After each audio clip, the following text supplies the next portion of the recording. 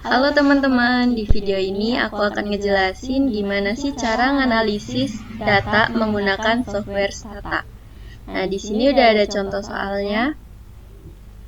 Ada tabel biaya produksi dan pendapatan wontonlabu.id pada tahun 2024. Jadi di sini ada bulan Januari sampai Desember. Untuk biaya produksi juga ada dari bulan Januari hingga Desember dan ini pendapatannya. Nah, di sini kita diminta untuk menentukan nilai korelasi, regresi, dan t-test dari data di atas. Oke. Kita buka aplikasi Stata, kemudian masuk ke file, dan import data yang tadi udah disajikan. Kita pilih filenya dulu dari Excel. Nah, muncul kayak gini. Jangan lupa untuk dicentang bagian import first row as variable name supaya bagian biaya produksi dan pendapatan menjadi label nama variabelnya. Klik OK. Nah, di sini udah muncul. Untuk memastikan bisa pencet window, terus variabel dan juga properties. Nah, di sini kita bisa ngubah namanya dari biaya produksi ini menjadi X1. X. Karena variabel X-nya hanya 1. Jadi kita ubah menjadi X, kemudian yang pendapatan kita juga merubah menjadi Y. Oke, di sini udah terganti. Oke, yang pertama kita akan melakukan uji normalitas terhadap variabel X dan variabel Y. Caranya yaitu dengan mengetik di komen SK test, kemudian bisa klik ini sampingnya X. Nah, sudah muncul di sini huruf X, jadi kita enter. Nah, keluar. Bisa juga untuk variabel Y, ketik lagi SK test. Tanpa harus mengklik di sini, kalian juga bisa langsung mengetik Y dan enter. Nah, hasilnya akan muncul seperti tabel di situ. Nah, kemudian untuk yang kedua kita akan mengetahui korelasi antar variabel. Caranya menggunakan PWCORR untuk variabel X dan variabel Y, kemudian koma, spasi, sig. Klik enter. Bisa juga untuk uji korelasi ini menggunakan statistik, summaries, kemudian cari yang pairwise correlation. Nah, di sini akan muncul untuk variabel X dan variabel Y, dan jangan lupa untuk centang bagian print significance level for each entry supaya nanti nilai signifikansinya bisa keluar juga. Klik OK. Nah, hasilnya akan sama, baik kalian mengetik di komen atau kalian menggunakan tools statistik di atas. Selanjutnya yang terakhir adalah kita mengetahui uji regresi dari data sebelumnya. Itu caranya bisa klik statistik, kemudian linear regresi. Nah, dependent variable ini yaitu Y dan independent variabelnya X. Kalau data kalian ada X1, X2, maka di bagian independennya bisa mengklik semuanya X1, X2, X3, dan seterusnya. Nah, untuk SEropusnya ini bisa menggunakan default standard errors. Jadi, kalau sudah kita klik OK dan akan muncul. Nah, selanjutnya kita akan melakukan interpretasi dari hasil analisis yang sudah kita lakukan menggunakan Stata.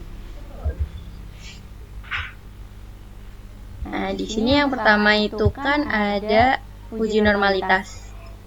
Untuk uji normalitas ini, syaratnya variabel dikatakan berdistribusi normal apabila p-value atau probabilitas value-nya itu kurang lebih dari 0,05. Jadi di sini kan untuk variabel X nilai probabilitasnya itu 0,3027 yang artinya variabel X berdistribusi secara normal.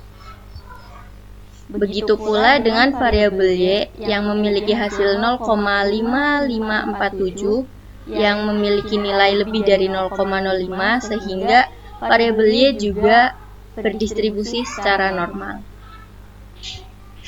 Untuk memindahkan hasil dari stata ke dalam dokumen, kalian bisa menggunakan screenshot. Jadi di screenshot aja, kalian pilih bagian yang akan digunakan dan salin di dokumennya.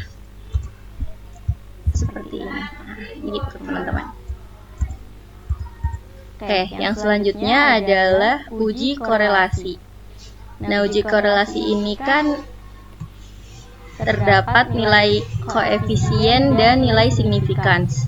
Untuk syaratnya itu, nilai p-value yang kurang dari 0,05 maka terdapat hubungan yang signifikan. Sedangkan nilai p-value yang lebih dari 0,05 maka terdapat hubungan yang tidak terdapat hubungan yang signifikan. Jadi di sini dihasilkan adanya nilai 0,6492 dan nilai signifikannya sebesar 0,0224 yang berarti hubungan antara variabel X dan variabel Y itu terdapat hubungan yang kuat. Hubungan yang kuat atau lemah atau sangat kuat itu sesuai dengan pedoman derajat korelasi. Jadi karena nilainya 0,6 itu termasuk kuat. Dan yang terakhir ada uji regresi. Uji regresi ini dapat diketahui nilai uji T dan uji F. Yang pertama kita akan melihat dulu nilai R-square-nya, yaitu sebanyak 0,4215, yang artinya variabel X, yaitu biaya produksi, dapat menjelaskan pendapatan dari labu.id sebesar 42%. Sedangkan 68% lainnya dipengaruhi oleh variabel di luar model. Seperti contoh itu ada biaya operasional, biaya pemasaran, dan lain-lain. Yang itu mungkin bisa memengaruhi pendapatan labu.id, tetapi dalam data ini kita hanya menganalisis antara biaya produksi dan pendapatan. Nah, untuk uji T ini kita bisa lihat dari nilai T ini, yaitu sebesar 0,022, yang artinya kurang dari 0,05, sehingga variabel biaya produksi atau variabel X itu dapat memengaruhi pendapatan secara signifikan. Begitu pula dengan uji F yang dengan degree of freedom regression-nya 1 dan degree of freedom residualnya 10 memiliki nilai 7,28 dan nilai probability F-nya di sini di bawahnya itu 0,0224 yang berarti kurang dari 0,05 dan artinya secara simultan juga variabel biaya produksi itu memengaruhi pendapatan labu.id. Nah, seperti itu teman-teman. Jadi kesimpulannya, untuk dari hasil analisis mengenai biaya produksi dan pendapatan wonton labu.id pada tahun 2024, yakni melalui uji normalitas, menunjukkan bahwa variabel X dan Y berdistribusi secara normal akibat nilai probabilitasnya kurang dari 0,5. Kurang dari 0,5 semua. Selanjutnya, untuk hasil normalitas dapat menentukan uji korelasi yang menunjukkan adanya hubungan yang kuat antar variabel X dan variabel Y akibat nilai signifikan yang kurang dari 0,05. Ya, di sini sebesar 0,024. Selanjutnya, untuk uji regresi, variabel X memiliki pengaruh signifikan terhadap variabel Y baik secara parsial maupun simultan. Namun, variabel biaya produksi hanya dapat menjelaskan sebesar 42% pendapatan bagi labu.id, sedangkan 68% lainnya dipengaruhi oleh variabel lain di luar model. Jadi segitu aja teman-teman untuk analisis kita hari ini. Bye-bye, thank you.